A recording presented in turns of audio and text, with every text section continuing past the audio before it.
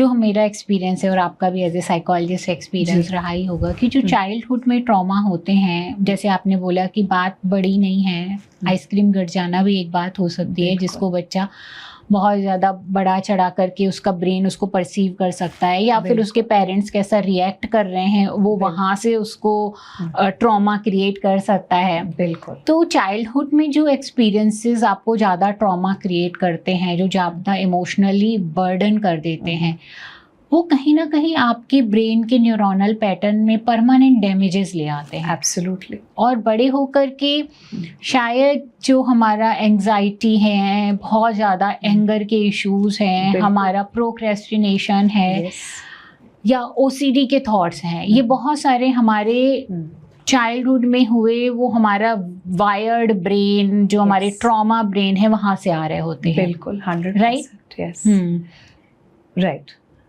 सो जैसे मेरी क्लाइंट अभी शी 16-17 ईयर ओल्ड, और उसके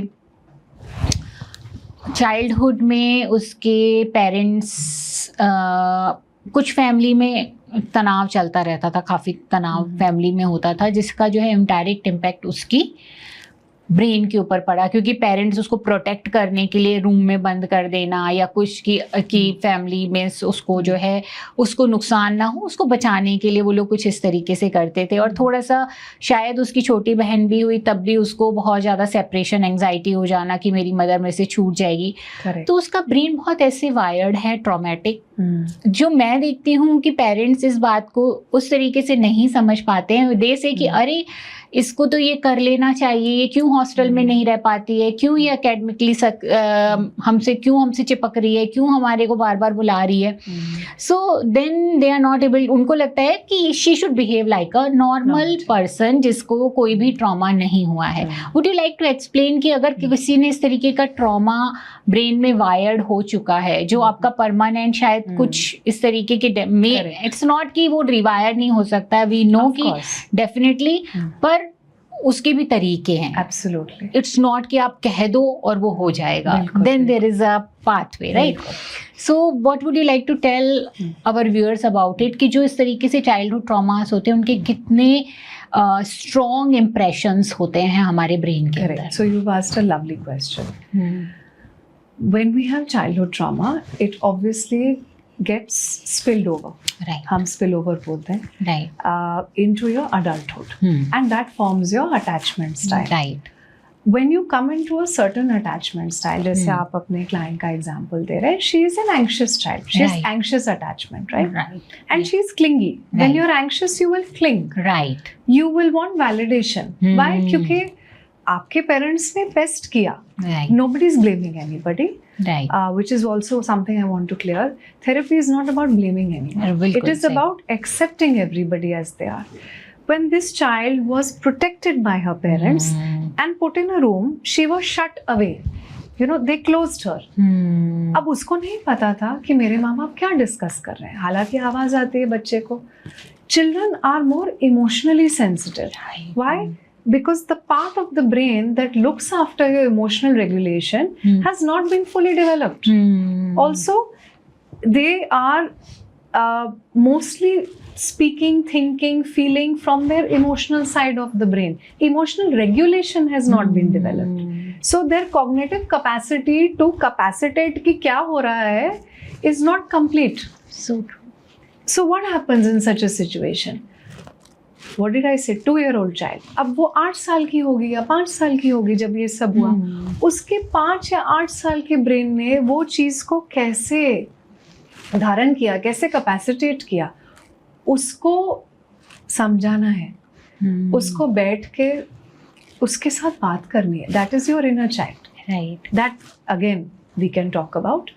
But what happened to this girl was that nobody communicated with her.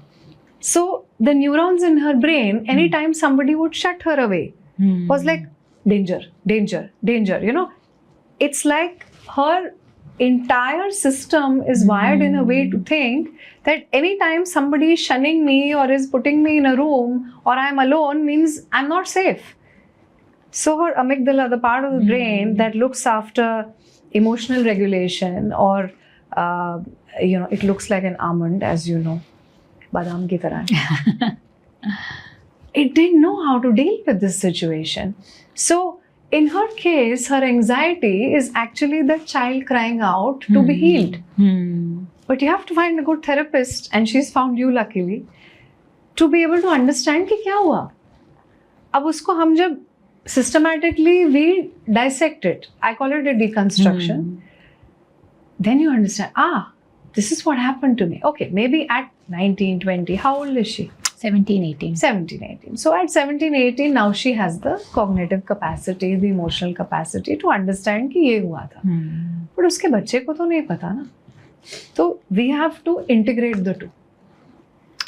That's how trauma works.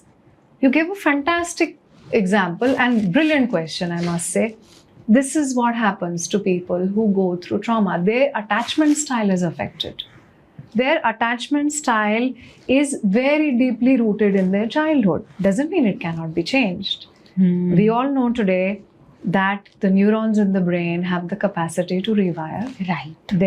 It's called neuroplasticity. Right. And we are getting more and more aware of how much more we can do with the brain. We can train our brain to think and behave in the way that we need it to work. Right. Not what we want, but what we need. So it's the support system that you get from your therapist. That is why therapists are very important. So important. That's Yes. so true. कि Yeah. पहले तो ये समझना कि चल क्या रहा है हमारे बिल्कुल, साथ. बिल्कुल. And I think because she is right now 16, 17, तो अभी भी उसका इतना cognitively डेवलप नहीं हुआ है बिल्कुल. ब्रेन. अभी भी इमोशनल ब्रेन बहुत ज़्यादा उसका एक्टिव है. सो फॉर मुझे ऐसा लगता है कि थोड़ा सा पेरेंट्स को भी इस लेवल पे समझना कि हमें भी इसके इनर चाइल्ड को हील करना है और हील करने का टाइम देना है. Right. I think that is very important here. We have to educate the parents. Right. Now my question to most parents today is this: what is normal? What is normal? Is there a normal anymore? Sure, we can talk about it in a statistical format. Right. कि मैं आपको एक inverted bell curve दे देती हूँ, bell curve दे देती हूँ, inverted U दे देती हूँ. क्या होगा उसमें? कोई फॉल करेगा उसमें? आपका मीडियन रेंज, मीन रेंज कम होता जा रहा है. आपके आउटलायर्स बढ़ रहे हैं. हम नहीं समझ रहे ये बात. हम नॉर्मल को कैसे डिफाइन करते? ठीक है, एक तो हमारी सोसाइटल नॉर्म्स हैं. शादी करनी है, बच्चे पैदा करने हैं, एजुकेशन करनी है, XYZ, great, understood, okay, this is our basic. But why do we want our children to be in a box? वो बच्चा जैसा है पहले उसको वैसे तो एक्सेप्ट करेंगे ना हम. और ये क्यों होता है मैं आपको बताती हूँ, क्योंकि हमें वो एक्सेप्टेंस नहीं मिली. राइट. अब मैं जैसी हूँ आपके सामने बैठी हूँ, मुझे एक्सेप्टेंस मिला नहीं मिला, बट मैं अगर खुद को ही एक्सेप्ट नहीं कर रही हूँ at the space I am in my life, nobody else will accept me. So true.